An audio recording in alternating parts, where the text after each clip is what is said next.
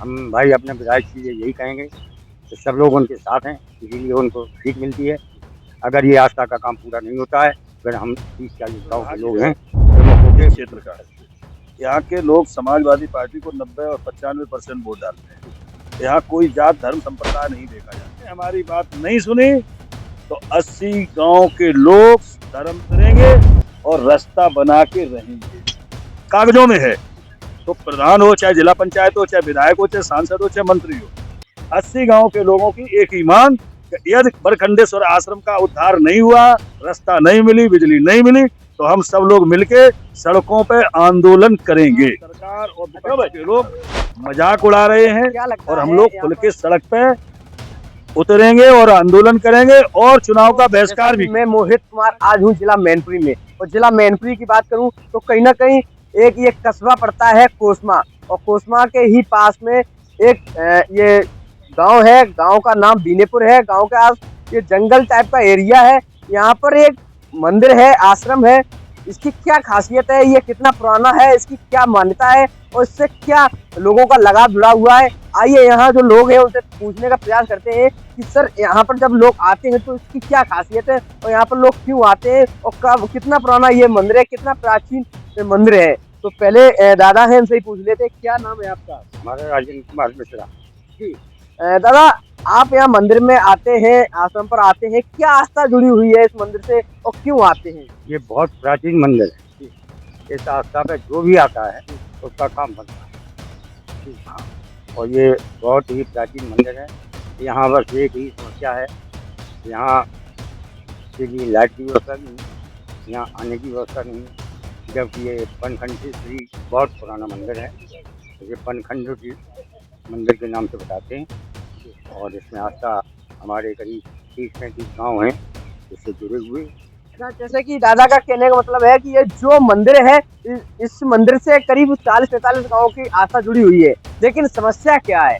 समस्या यही है कि यहाँ एक तो लाइट नहीं है, और दूसरी समस्या यहाँ कभी कोई रोड नहीं है। ये बहुत यहाँ पानी का साधन नहीं है कोई, यही। अच्छा, तो मेन समस्या आपकी रोड और लाइट की है। यहाँ से वर्तमान में विधायक समाजवादी पार्टी के तेज प्रताप यादव जी हैं और सांसद डिम्पल यादव जी हैं। क्या कहना चाहेंगे आप इन लोगों के लिए? और कहीं ना कहीं पर्यटन मंत्री देवी सिंह जी भी हैं, क्या कहना चाहेंगे? हम भाई अपने विधायक से यही कहेंगे कि सब लोग उनके साथ हैं, इसीलिए उनको सीट मिलती है।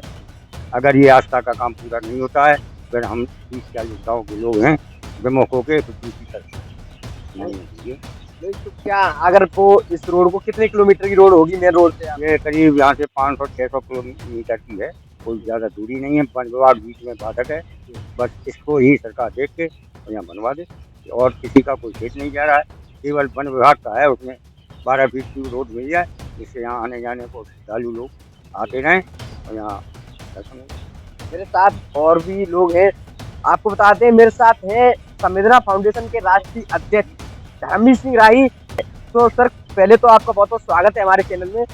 आपका इस बनखंडेश्वर आश्रम के प्रांगण में आपने भोले बाबा का आशीर्वाद लिया, इसलिए आप बहुत सौभाग्यशाली माँ बाप के बेटे हैं। पत्रकार बाद में, पहले एक माँ बाप के बेटे हैं, और आपके माँ बाप के संस्कार है कि आप हमारे बुलावे पर इतने विलम्ब से ही सही इस कार्यक्रम में आए हैं। आज हमारे यहाँ ये दादा बेटे हैं, नगला भवानी से हैं, और बहुत बड़ी पहचान की पृष्ठभूमि के मालिक हैं। ये भगवान सिंह जी हैं, जिन्होंने कक्षा 3 में पढ़ाई छोड़ करके, सरकारी नौकरी 3 बार छोड़ करके, और ये आश्रम स्वीकार किया। इनके पिताजी जो हैं, क्या नाम था?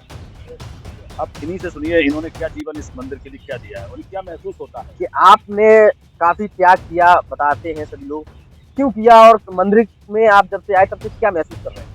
हमें तो साहब यहाँ आए सब कुछ मिल रहा है, न नौकरी करी न कछु करे। जहाँ को जो भी आस्था लेके आता है उसकी आस्था पूरी होती है। हमारी भी आस्था पूरी है। हम केवल गिरजा कुमार की नौकरी की है, किसी की नौकरी नहीं करी। बस पर यही है, यहाँ आशीर्वाद भोला पे लो और हमारी सड़क और बिजली हम चाहते हैं बस। और अध्यक्ष जी, जैसे कि आपने देखा, यहाँ के जो लोग हैं, यहाँ रहते हैं, श्रद्धालु आते हैं, और जो भी यहाँ के पुजारी हैं, उनकी सिर्फ एक ही मांग है, बिजली और सड़क की। क्या कहना चाहेंगे आप इस पर?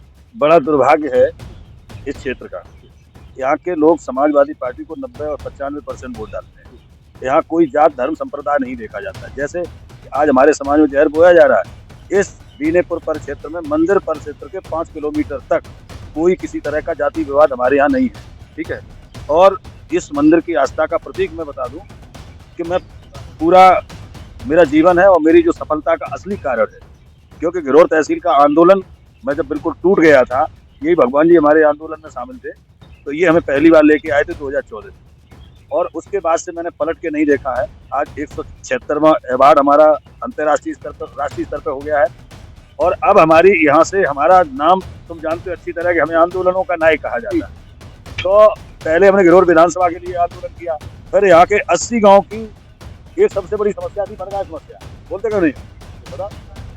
यहाँ आज देश में गाय की समस्या है, लेकिन सबसे पहली समस्या यहाँ थी बनगाय समस्या। उसके लिए बेलहात किराए पे 2 दिन का आंदोलन धर्मवीर राय ने किया इन जनता के साथ। अब हमारी पहली मांग जिलाधिकारी मैनपुरी आपके चैनल के माध्यम से है, और आपसे निवेदन है कि आप 35-36 गाँव बता रहे हैं, हमारे यहाँ का नियम है कि हमारे इस मंदिर के आस्था में रहने वाले 90 गाँव हैं, जिनके उंगलियों बता सकते हैं। क्यों? किसी गांव में ससुराल है और किसी गांव में बेटी है, वो श्रद्धालु भी हमारे यहाँ, लेकिन वो गांव नहीं जोड़े जाते, लेकिन वो श्रद्धालु तो इसी जगह से आते। आपने रास्ता देखा कितना जंगल है।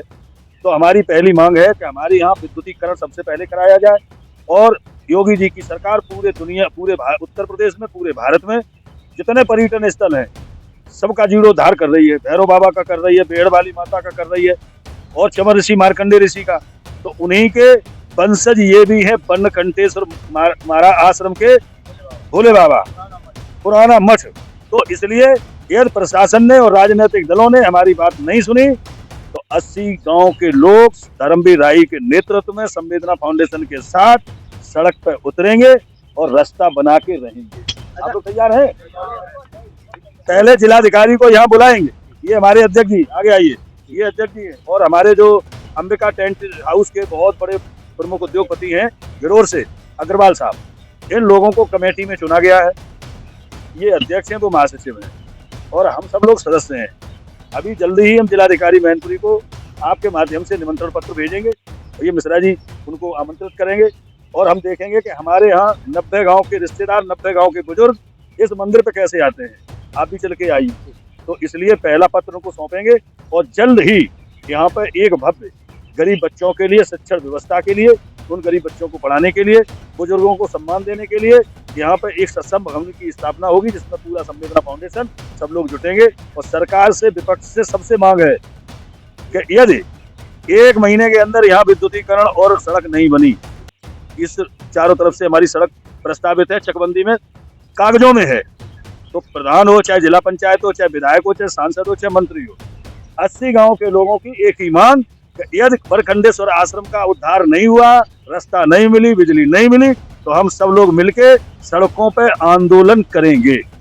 अच्छा भाई, अच्छा क्या लगता है यहाँ पर समाजवादी पार्टी का ही कब्जा रहा है मैनपुरी में?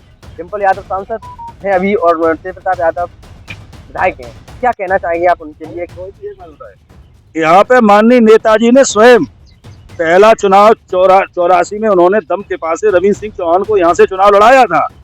तब हमारे पंडित जी को, भवानी नगला के पंडित जी को, मुझे अभी याद नहीं है, बहुत पुराना है, बलराम सिंह जी चुनाव लड़ रहे थे उस समय। इसी मंदिर पे आकर के जीत का, और 96 में भी जीत का आशीर्वाद नेताजी ने यहाँ से लिया है, इस मंदिर से। तो भाई आप लोग बताइए, सोवरन सिंह विधायक जी यहाँ से आशीर्वाद लेके गए। आपने काफी विधायकों की लिस्ट बताई है, आशीर्वाद लेकर गए, लेकिन अभी तक इसकी जो दुर्दशा है उस पर ध्यान क्यों नहीं दिया? अब या तो ये लग रहा है कि इस मंदिर से हमें कुछ होने वाला नहीं है, हमारा लाभ के वोट यहाँ की जनता दे ही देती है। अब हमारी आस्था का प्रश्न बन गया है ये बनखंडेश्वर आश्रम। यहाँ की जनता की दिल की मांग है कि यदि बनखंडेश्वर आश्रम का उद्धार नहीं, इसको सुविधाएं नहीं, तो हमारे 90 गांव के लोगों की आस्थाओं का सरकार और विपक्ष के लोग मजाक उड़ा रहे हैं, और हम लोग खुल के सड़क पे उतरेंगे और आंदोलन करेंगे और चुनाव का बहिष्कार भी करेंगे। अच्छा, कहीं ना कहीं आपने बहुत बड़ी बात कह दी है, चुनाव का बहिष्कार करेंगे, क्योंकि जब चुनाव आता है तो लोग फिर उसी में लग जाते हैं। लोकतंत्र का मतलब लोगों की भावनाओं का सम्मान। जनता जनार्दन है, भगवान है, और वही जो चोर उठाई गुंडों को भी राजा बना देती है, और उनकी भावनाओं का यदि अनादर होगा जनता की भावनाओं का, तो निश्चित रूप से। अब ये स्वामी जी हैं, अभी कुंभ नहा के आए हैं, ये स्वयं में ये जो निर्माण कार्य आपको दिखाई दे रहा पीछे कमरों का, ये सब आपके खुद के हाथों के द्वारा, इधर कैमरा घुमाइए, ये मंदिर बनवाया बजरंगबली का स्वयं अपने हाथों से महाराज जी ने बनाया है। अगर कहीं ना कहीं यहाँ पर देखने को मिला है कि लोगों का सहयोग काफी है, लेकिन अगर नहीं मिल रहा है तो यहाँ के जनप्रतिनिधियों का सहयोग, यहाँ के प्रशासन शासन का सहयोग। अब इन लोगों जो लोग यहाँ पर श्रद्धालु के रूप में आते हैं और जिनकी आस्था जुड़ी है, उनकी सिर्फ एक ही मांग है कि यहाँ पर विद्युतीकरण और रोड बनवा दी जाए, जिससे कि आने वाले लोगों को बहुत ही आसानी से आ सके, यहाँ पर कोई भी परेशानी ना हो। अगर ऐसा नहीं करते हैं तो ये लोग जल्द ही एक मोर्चा खोलेंगे। और संवेदना फाउंडेशन राष्ट्रीय अध्यक्ष जी ने यह भी कहा है, अगर ऐसा नहीं होता है तो हम आने वाले चुनाव का बहिष्कार भी करेंगे। तो बने रहिए हमारे साथ। मैं रोहित के साथ मोहित की खास रिपोर्ट जिला मैनपुरी के करहल से।